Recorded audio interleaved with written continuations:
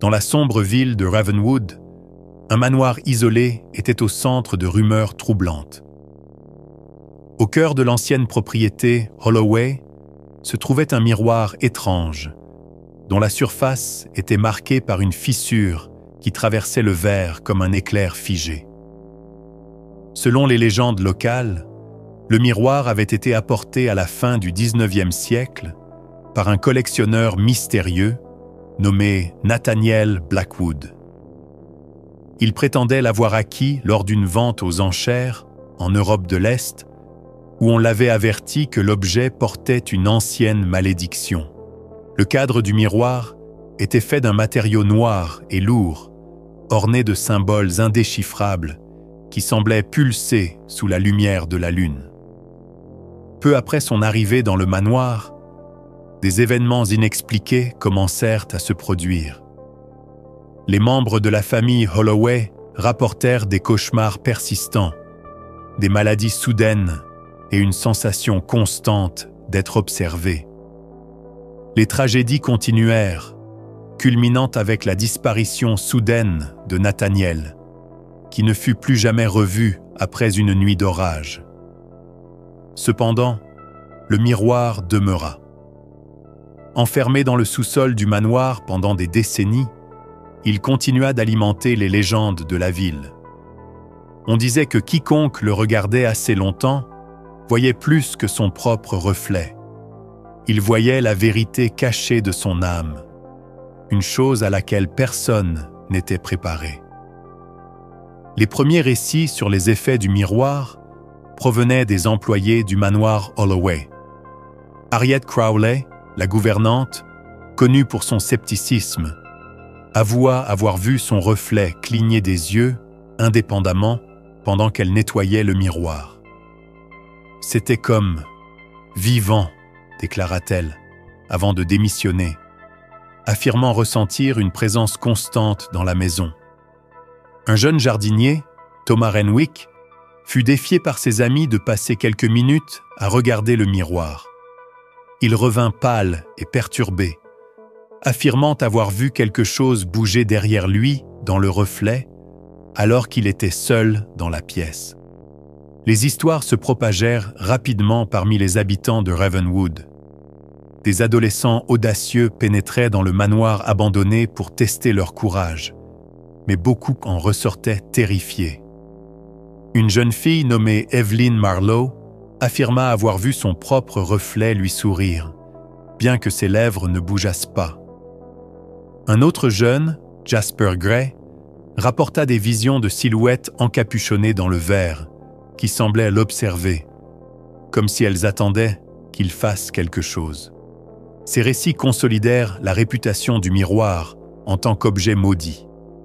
Les superstitieux croyaient qu'il était une porte vers un autre monde, tandis que les sceptiques rejetaient tout cela comme une hystérie collective. Cependant, personne ne pouvait nier qu'il y avait quelque chose de profondément troublant dans ce miroir.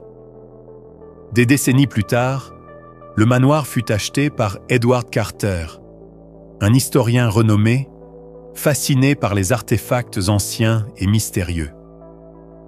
Edward avait entendu les rumeurs concernant le miroir avant de s'installer dans la propriété, mais il avait rejeté ces histoires comme des exagérations locales.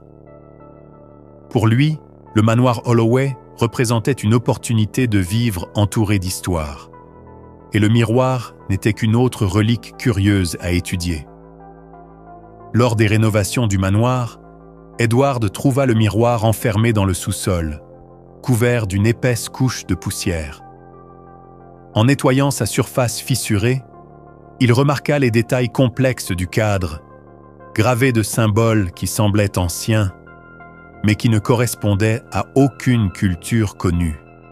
Malgré les frissons qui le traversaient chaque fois qu'il regardait le verre, son esprit analytique le poussa à les ignorer.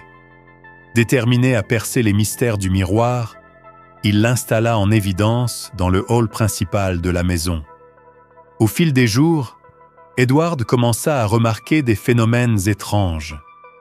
Le miroir semblait plus sombre lors des nuits sans lune, comme s'il absorbait la lumière autour de lui, Parfois, il entendait des murmures étouffés en passant dans le hall, bien qu'il fût seul dans la maison. Pourtant, sa curiosité ne fit que croître. Il était convaincu que le miroir détenait des secrets anciens, attendant d'être révélés par quelqu'un assez courageux pour les affronter. Les origines du miroir fêlé étaient entourées de mystères, mais quelques indices pouvaient être trouvés dans des documents anciens. Edward Carter, de plus en plus obsédé par l'objet, découvrit que le miroir faisait partie d'une cargaison d'artefacts confisqués dans un château en Roumanie à la fin du XIXe siècle. Selon les rumeurs, le miroir avait appartenu à un comte reclus, connu pour mener des rituels sombres. Les témoins de ces rituels racontaient que le miroir en était le centre, comme s'il s'agissait d'une fenêtre vers un autre plan. Cependant, le mystère ne s'arrêtait pas là. Edward trouva des lettres écrites par Nathaniel Blackwood, le premier propriétaire du miroir à Ravenwood. Ces lettres décrivaient comment Nathaniel avait d'abord cru que le miroir n'était qu'une pièce décorative exotique. Mais plus il passait de temps à proximité, plus il commençait à avoir des visions troublantes et des cauchemars intenses. C'est comme si mon âme était aspirée à l'intérieur, écrivait-il dans l'une de ses lettres. Le journal de Sebastian Holloway, le dernier héritier du manoir avant son abandon, ajouta une couche encore plus sombre au mystère. Sebastian relata des jours de tourments psychologiques, entendant des voix et voyant des reflets qui ne correspondaient pas à la réalité. Le journal se terminait brusquement, mentionnant que le miroir exige un sacrifice. Ces découvertes fascinèrent Edward, mais il ignora les signaux d'alerte, convaincu qu'il pouvait contrôler ce mystère. Le manoir Holloway n'était pas étranger aux tragédies, et presque toutes semblaient liées au miroir fêlé. En 1922, une somptueuse fête organisée par Meredith Holloway se termina dans le chaos lorsqu'un invité, après avoir regardé le miroir pendant plusieurs minutes, se mit à crier de façon incontrôlable. Il affirmait que quelque chose arrivait et fut retrouvé mort dans le jardin, le visage figé dans une expression de terreur absolue. Des décennies plus tard, en 1958, deux adolescents qui exploraient le manoir abandonné connurent un sort similaire. Ils furent retrouvés quelques jours plus tard dans un état catatonique, murmurant des mots incohérents sur des ombres de l'autre côté. Aucun des deux ne se remit jamais complètement, et ils disparurent mystérieusement des années plus tard. Ces incidents poussèrent les habitants de Ravenwood à croire que le miroir n'était pas seulement maudit, mais également prédateur. Ces événements transformèrent le miroir en une sombre légende. Peu de gens osaient s'approcher du manoir, sauf les plus courageux ou les plus insouciants. Cependant, pour Edward Carter, ces histoires n'étaient que des pièces d'un puzzle qu'il était déterminé à résoudre. Il croyait qu'il existait une explication rationnelle à tout, même lorsque les preuves pointaient vers quelque chose de beaucoup plus sinistre. Dans le cadre de ses recherches, Edward visita un marché d'antiquités dans une ville voisine, connue pour vendre des artefacts rares. Là, il rencontra un vieil homme nommé Silas Greaves, qui semblait en savoir plus sur le miroir que quiconque à Ravenwood. Silas, avec des yeux fatigués et une voix tremblante, avertit Edward de détruire l'objet avant qu'il ne soit trop tard. « Le miroir ne montre pas votre reflet, mais la vérité que personne ne veut voir, » dit-il. Silas lui raconta l'histoire d'une femme nommée Lillian Varnell, qui devint obsédée par le miroir dans les années 30. Selon Silas, Lillian disparut après avoir passé des jours à le contempler, laissant derrière elle une phrase inquiétante, « gravées sur un mur. Je suis lui et il est moi. Cette histoire perturba Edward, mais au lieu de s'éloigner du miroir, sa curiosité s'intensifia. Ignorant l'avertissement de Silas, Edward acheta un vieux livre de symbolique au marché et retourna au manoir. Il était déterminé à déchiffrer les symboles gravés sur le cadre du miroir, convaincu qu'il détenait la clé d'une révélation extraordinaire. Cependant, il ignorait qu'à chaque étape, il se rapprochait d'un point de non-retour. Parmi les rares visiteurs de Ravenwood se trouvait Alice Whitmore, une aspirante écrivaine fascinée par les histoires macabres et les mystères anciens. En apprenant les recherches d'Edward Carter, elle décida de le rencontrer pour l'interviewer. Alice était déterminée à utiliser l'histoire du miroir comme base pour son prochain livre, malgré les avertissements des habitants qui la qualifiaient d'imprudente de s'impliquer avec Edward et ses recherches dangereuses. Alice arriva au manoir Holloway par une matinée grise et fut accueillie par un Edward visiblement épuisé. Au début, il hésita à partager des détails, mais l'insistance d'Alice le convainquit de lui montrer le miroir. Lorsqu'elle entra dans la pièce où il était exposé, Alice sentit un frisson glacial parcourir son dos. La fissure sur le verre était plus profonde qu'elle ne l'avait imaginé, et les figures gravées sur le cadre semblaient la fixer. Pourtant, sa curiosité l'emporta sur sa peur. Edward et Alice passèrent des heures à discuter des découvertes qu'il avait faites jusqu'alors, et elle était fascinée. Cependant, quelque chose d'étrange se produisit lorsque Alice regarda le miroir pour la première fois. Elle ne vit pas seulement son reflet, mais également des ombres floues qui semblaient en bouger dans le fond. Elle choisit de ne pas en parler à Edward à ce moment-là, mais elle nota tout dans son carnet, décidée à enquêter davantage par elle-même. Cette nuit-là, Alice ne parvint pas à dormir. Hébergée dans une auberge voisine, ses pensées étaient envahies par le miroir et les sombres récits qui l'entouraient. Déterminée à comprendre la vérité, Alice retourna au manoir le lendemain pour trouver Edward encore plus troublé que la veille. Il avoua avoir passé la nuit entière à observer le miroir, convaincu que quelque chose essayait de communiquer avec lui. Alice tenta de le persuader de se reposer, mais Edward insista pour lui montrer une découverte récente.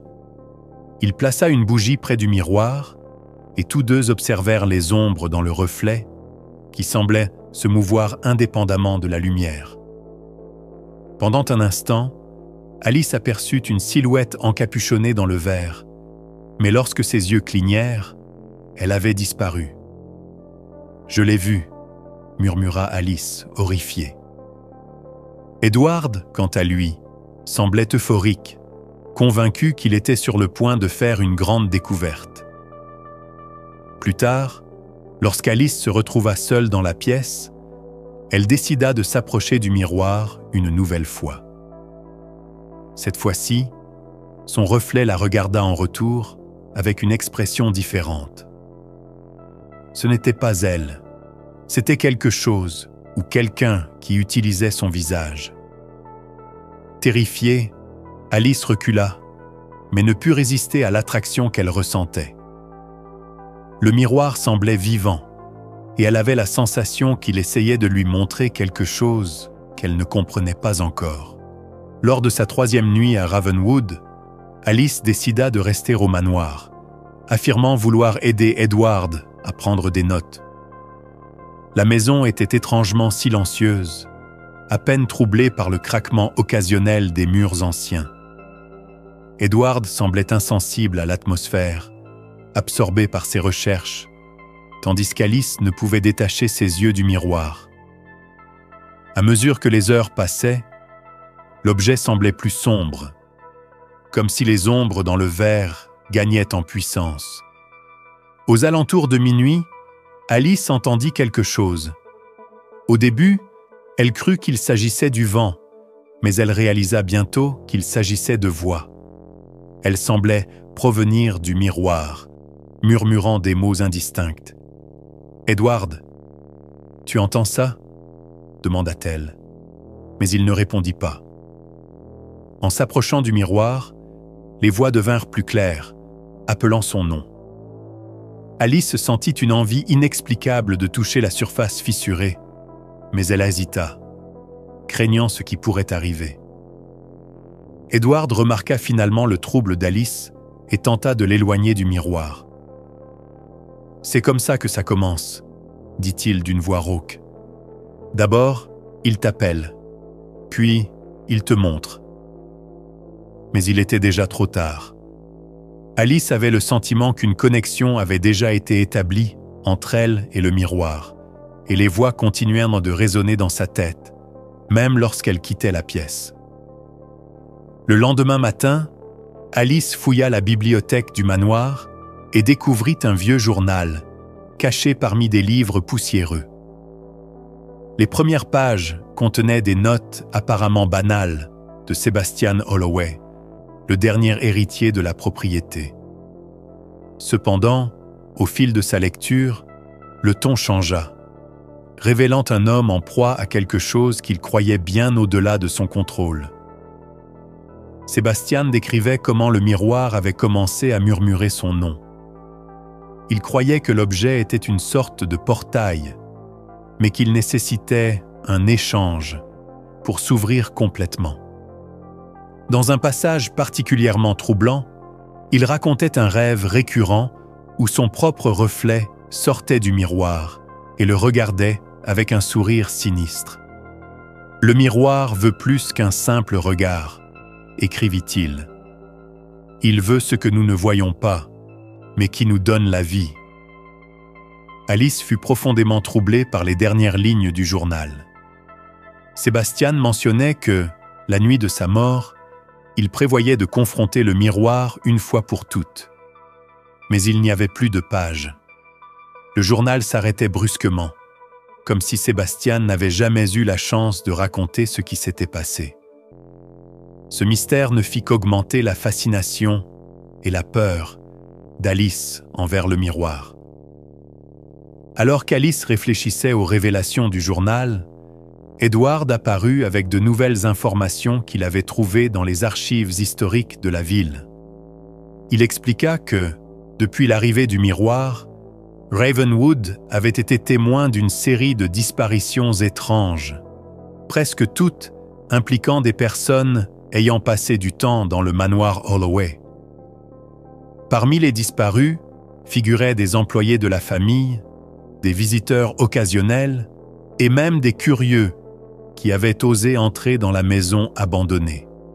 Edward identifia également un schéma inquiétant. Toutes les victimes avaient signalé, avant leur disparition, avoir entendu des voix ou vu des ombres étranges. Plus effrayante encore, il remarqua que plusieurs d'entre elles avaient disparu exactement 7 jours après avoir regardé le miroir pour la première fois. Cette révélation laissa Alice nerveuse, car elle savait que 3 jours s'étaient déjà écoulés depuis qu'elle avait contemplé le miroir. Edward suggéra que les victimes ne disparaissaient pas complètement, mais qu'elles étaient absorbées par le miroir. Il croyait que les reflets dans le verre n'étaient pas de simples illusions, mais des fragments des âmes de ceux qui avaient succombé à l'objet.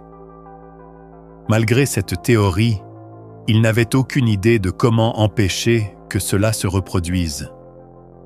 Cette nuit-là, Alice et Edward firent le même rêve troublant. Ils se trouvaient dans une pièce sombre, éclairée uniquement par une lumière froide et pâle qui semblait émaner du miroir. Autour d'eux, des silhouettes encapuchonnées restaient immobiles et silencieuses, tandis que leurs reflets dans le verre se mouvaient indépendamment, distordus et étranges. Dans le rêve, ils entendirent une voix grave et sinistre murmurer « Venez de l'autre côté, vous m'appartenez déjà. » À leur réveil, tous deux étaient en sueur, tremblant sous le poids d'un pressentiment terrifiant. Alice tenta de convaincre Edward qu'il devait détruire le miroir, mais il refusa. « Si nous le détruisons, nous ne saurons jamais la vérité, » répondit-il, sa voix imprégnée d'une obsession grandissante. Alice, cependant, sentait que le miroir gagnait en force et que chaque instant les rapprochait d'une confrontation inévitable.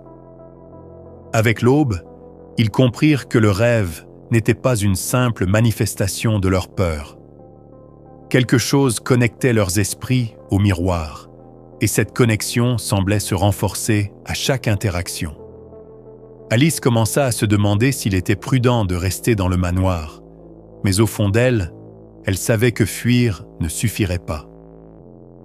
Le lendemain matin, Edward concentra son attention sur les étranges symboles gravés dans le cadre du miroir.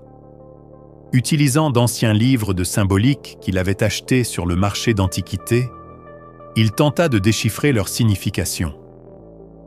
Certains symboles ressemblaient à des runes nordiques, tandis que d'autres évoquaient des écritures cunéiformes. Pourtant, aucun ne semblait appartenir à une seule culture ou époque, ce qui ne faisait qu'intensifier le mystère. Alice, qui observait Edward travailler, remarqua quelque chose d'inquiétant. Les symboles semblaient légèrement bouger lorsqu'elle les regardait du coin de l'œil, comme s'ils étaient gravés sur quelque chose de vivant. En touchant le cadre, elle sentit une chaleur étrange qui la poussa à retirer sa main immédiatement. « Ce n'est pas juste du métal », murmura-t-elle, sa voix tremblante. Edward, quant à lui, semblait encore plus déterminé à percer leur secret. Après des heures d'analyse, Edward trouva une référence dans un ancien grimoire suggérant que les symboles servaient de barrières. Ils étaient utilisés dans des rituels pour emprisonner des entités dans des objets spécifiques, empêchant leur libération totale dans le monde réel. Cela explique pourquoi le miroir est fêlé, conclut Edward. La barrière est affaiblie, et ce qui est enfermé à l'intérieur essaie de sortir. Convaincu qu'il devait comprendre ce qui se cachait derrière le miroir, Edward proposa une idée dangereuse. Affronter l'objet à minuit lorsqu'il croyait que son énergie serait la plus forte. Alice protesta, essayant de le dissuader. « Ne vois-tu pas que cette chose nous manipule ?» argumenta-t-elle. « Le miroir veut que tu l'affrontes. » Mais Edward refusa de reculer, insistant sur le fait que c'était le seul moyen de découvrir la vérité. À mesure que la nuit tombait, Alice sentit son malaise croître. C'était comme si le manoir lui-même était imprégné d'une énergie oppressante. Malgré sa peur, elle décida de rester dans la pièce avec Edward pendant son expérience. Elle ne voulait pas le laisser seul, mais le poids de sa terreur était presque insupportable. Lorsque l'horloge sonna minuit, Edward se plaça devant le miroir avec une bougie allumée à la main. La lumière vacillante révéla encore plus de détails troublants sur le verre fêlé. Des visages flous semblaient se former et disparaître en un instant. « Je sens quelque chose, c'est comme si ça m'appelait », murmura Edward, sa voix basse et tremblante. Alice tenta de l'éloigner, mais il était déjà trop tard. Quelque chose commençait à bouger dans le reflet. Alors qu'Edward fixait le miroir, il sentit comme si quelque chose le tirait à l'intérieur du reflet. Ses mains tremblaient, mais il ne pouvait détourner le regard. Les ombres dans le verre commencèrent à se rassembler, formant la silhouette d'un homme encapuchonné, aux yeux rougeoyants comme des braises. La figure tendit une main, et Edward eut la sensation écrasante que s'il la touchait, il n'y aurait pas de retour possible. Alice cria, brisant le lien hypnotique d'Edward. Elle attrapa son bras et le tira loin du miroir, mais pas avant qu'il n'entende un murmure clair. « Tu sais ce que tu dois faire. » Edward s'effondra au sol, haletant, tandis qu'Alice regardait le miroir avec horreur. La fissure sur la surface semblait s'être élargie, comme si elle grandissait. « Qu'as-tu vu » demanda Alice, mais Edward ne répondit pas. Il resta silencieux, son visage exprimant une pure désolation. Après quelques minutes, Edward parla enfin. « Le miroir, ce n'est pas juste une fenêtre, c'est un portail, et il est incomplet. » Il expliqua que le reflet fendu représentait une barrière en train de se briser et que si elle se rompait complètement, ce qui était enfermé à l'intérieur serait libéré. « Nous devons terminer ça, » dit-il, bien qu'il ne sache pas encore ce que cela signifiait exactement. Les mots énigmatiques d'Edward laissèrent Alice profondément troublée. Terminer ça ressemblait à une invitation au désastre, mais elle savait qu'il n'y avait plus de retour en arrière. Ce matin-là, Edward mentionna une référence qu'il avait trouvée dans le journal de Sebastian Holloway, un endroit dans la forêt derrière le manoir, connu sous le nom de Cercle des Ombres. Selon le texte, cet endroit était lié au miroir et probablement le lieu où il avait été activé pour la première fois. Déterminés à enquêter, Edward et Alice s'aventurèrent dans la forêt dense. Les branches épaisses des arbres bloquaient la lumière du soleil, projetant des ombres inquiétantes qui semblèrent les suivre. Le silence pesant était seulement interrompu par le craquement des feuilles sous leurs pieds. Après des heures de recherche, ils trouvèrent ce qui semblait être le cercle des ombres, une clairière entourée de pierres anciennes, chacune gravée de symboles similaires à ceux du cadre du miroir. Au centre de la clairière se trouvait un piédestal de pierre, dont la surface portait des marques profondes, suggérant que quelque chose y avait été placé autrefois, probablement le miroir. Edward prit des photos et nota chaque détail, mais Alice remarqua quelque chose de plus inquiétant.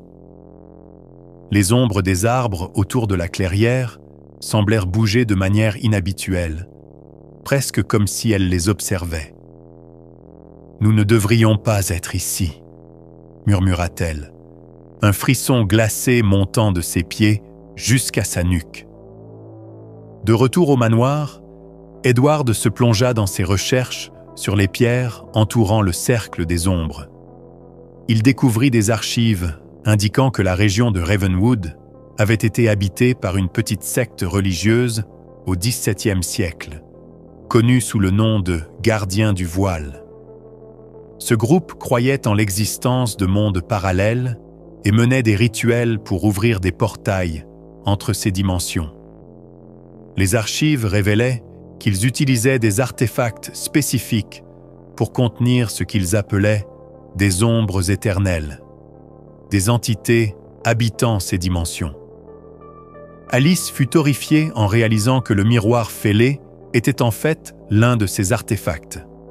« Ils n'essayaient pas de contrôler le miroir, » dit-elle. « Ils essayaient d'enfermer quelque chose qui était déjà à l'intérieur. » Edward, cependant, était plus fasciné que jamais. Il croyait que s'il pouvait comprendre le fonctionnement du miroir, il pourrait inverser le processus et sceller le portail pour de bon. Cependant, les documents contenaient aussi un avertissement sombre. Le processus pour sceller le miroir nécessitait un sacrifice, et les gardiens savaient que la barrière était instable. Ils croyaient que tout déséquilibre, ou même un moment de faiblesse de la part du gardien, pourrait entraîner la rupture du sceau. Alice commença à se demander si Edward était réellement prêt à affronter quelque chose d'aussi dangereux. En retournant dans la pièce où le miroir était exposé, Edward et Alice décidèrent de l'examiner plus attentivement.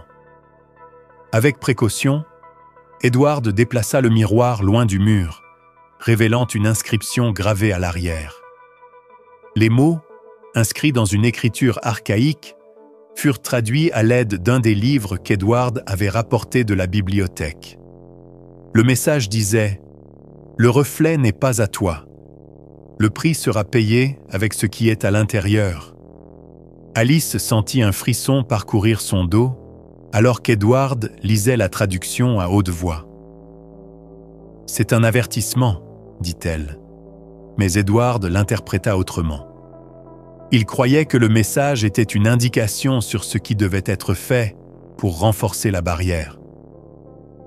Peut-être que la clé réside dans le sacrifice mentionné par les gardiens du voile, théorisa-t-il. Alice protesta, insistant sur le fait qu'il devait détruire le miroir, pas le renforcer. Cependant, Edward était convaincu que cela ne ferait qu'aggraver les choses. Alors qu'il débattait, quelque chose d'étrange se produisit. Les lumières de la pièce commencèrent à vaciller et une ombre passa à travers le verre fêlé, comme si quelque chose bougeait derrière. Le miroir vibra légèrement, émettant un son grave, presque plaintif. Il était évident que la barrière s'affaiblissait et que le temps pressait. Cette nuit-là, alors qu'Alice dormait d'un sommeil agité dans l'une des chambres du manoir, Edward resta seul dans la pièce avec le miroir. Déterminé à percer ses mystères, il s'assit face au verre fissuré, plaçant une bougie allumée à côté. Il commença à réciter des phrases tirées des textes rituels des gardiens du voile, espérant provoquer une réaction, et il y parvint. La surface du miroir commença à émettre une faible lueur, pulsant comme un battement de cœur. Edward vit des ombres se mouvoir dans le verre, et soudain, une silhouette commença à prendre forme. C'était l'homme encapuchonné aux yeux rougeoyants qu'il avait vu dans ses rêves. La figure tendit une main, et Edward ressentit une force irrésistible le pousser à répondre. Une voix grave et résonnante s'éleva dans l'air. « Tu me libéreras ou prendras ma place. » Edward hésita, le visage ruisselant de sueur. Il savait qu'il faisait face à un choix impossible. Libérer l'entité pourrait signifier un désastre, mais prendre sa place semblait un destin pire que la mort. Avant qu'il ne puisse décider, Alice entra en trombe dans la pièce, attirée par les murmures croissants. « Edward, arrête !» cria-t-elle, mais le lien entre lui et le miroir semblait déjà indéfectible. Alice tenta désespérément de tirer Edward loin du miroir, mais il était en transe, marmonnant des paroles incompréhensibles. La fissure dans le verre commença à s'élargir, et l'air de la pièce devint lourd, comme si tout était aspiré vers le miroir. Alice entendit à nouveau les voix qui l'appelaient, et pendant un instant, elle ressentit un désir presque irrésistible de regarder dans le reflet. Edward, avec un dernier effort, murmura quelque chose à Alice. « Ne regarde pas, » dit-il faiblement, avant que son expression ne change, mêlant peur et résignation. Il se leva, guidé par une force invisible, et s'approcha du miroir. « Si cela exige un sacrifice, que ce soit moi, » dit-il, posant ses deux mains sur la surface fissurée. Le miroir émit un son assourdissant, semblable à un cri de douleur. La silhouette encapuchonnée disparut, et Edward fut absorbé par le verre dans un éclat de lumière aveuglante. La fissure se referma immédiatement, et le miroir resta silencieux. Alice s'effondra à genoux, pleurant alors qu'elle fixait son propre reflet dans le verre désormais intact. Edward avait disparu, et la pièce était de nouveau calme, mais l'impression d'être observée persistait. Après la tragédie, Alice ne put se résoudre à quitter immédiatement le manoir. Elle passa des heures à fixer le miroir, cherchant à comprendre ce qui s'était passé. La surface semblait désormais parfaite, sans aucune trace de l'ancienne fissure. Mais en regardant de plus près, Alice vit quelque chose qui la glaça. Le reflet d'Edward, piégé dans le verre, la fixant avec une expression de tristesse et d'acceptation.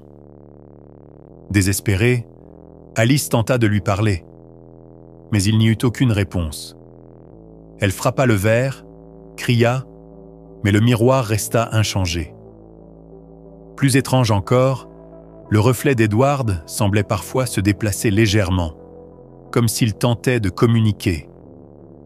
Mais il ne parvint jamais à le faire. Alice savait qu'elle ne pouvait pas le laisser là, mais elle craignait également ce qui pourrait arriver si elle interférait à nouveau. En réfléchissant, Alice remarqua que le cadre du miroir semblait plus sombre qu'auparavant, et les symboles gravés sur ses bords paraissaient plus nets, presque renforcés. C'était comme si le sacrifice d'Edward avait restauré la barrière, mais à un prix terrible. Et ce qui inquiétait le plus Alice, c'était de savoir qu'elle aussi était désormais connectée au miroir d'une manière qu'elle ne comprenait pas encore pleinement. Dans les jours qui suivirent, Alice s'efforça désespérément de résoudre le dilemme. Elle savait que le miroir n'était pas simplement un objet. Sa connexion avec elle était indéniable. Les murmures qui provenaient auparavant du verre résonnaient désormais en permanence dans son esprit, un rappel incessant du pouvoir qu'il détenait. Un jour, alors qu'elle examinait le cadre du miroir, Alice remarqua que son propre reflet la fixait avec une intensité qu'elle n'avait jamais vue auparavant. Ce n'était pas juste un reflet, il y avait quelque chose derrière ses yeux. Soudain, elle ressentit une impulsion irrésistible de toucher le verre, et lorsqu'elle le fit, une vision l'envahit. Elle vit Edward, prisonnier d'un vide infini, entouré d'ombres mouvantes qui semblaient le traquer. Mais elle vit aussi autre chose. La fissure du miroir réapparaissait lentement, s'agrandissant de seconde en seconde. Alice comprit que bien que le miroir semblât entier, la barrière n'était jamais vraiment permanente.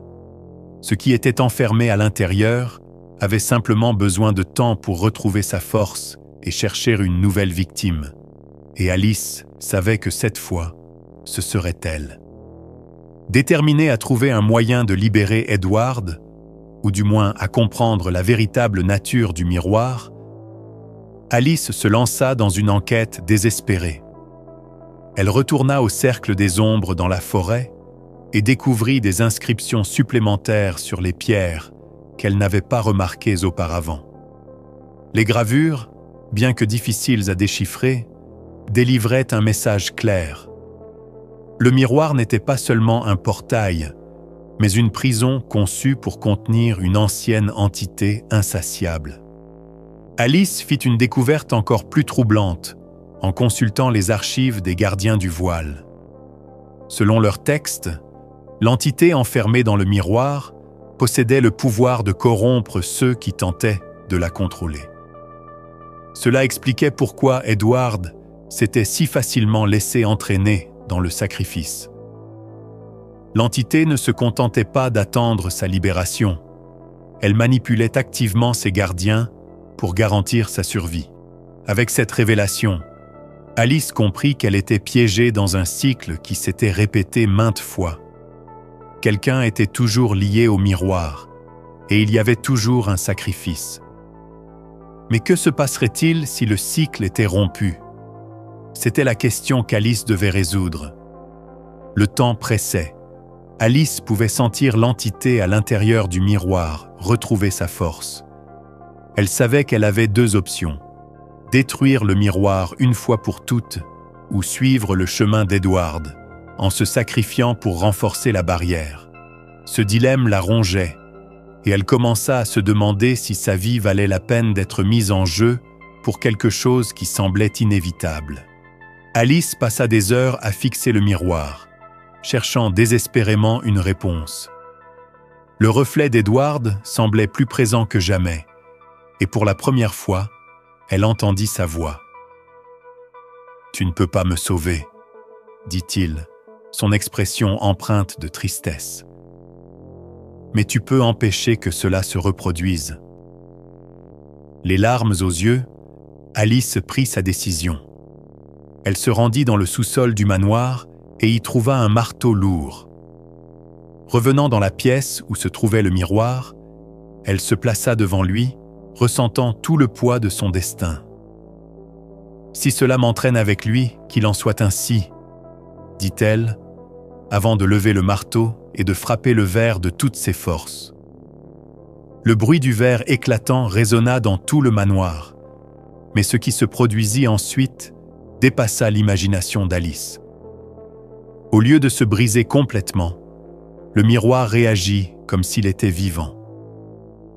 Une onde d'énergie traversa la pièce, projetant Alice contre le mur. Lorsqu'elle se releva, elle vit que le miroir était intact et que la fissure était revenue, plus profonde et menaçante que jamais. Cette nuit-là, Alice disparut et le manoir Holloway fut une fois de plus abandonné. Sans personne pour l'observer, le miroir resta silencieux à sa place, attendant patiemment sa prochaine victime.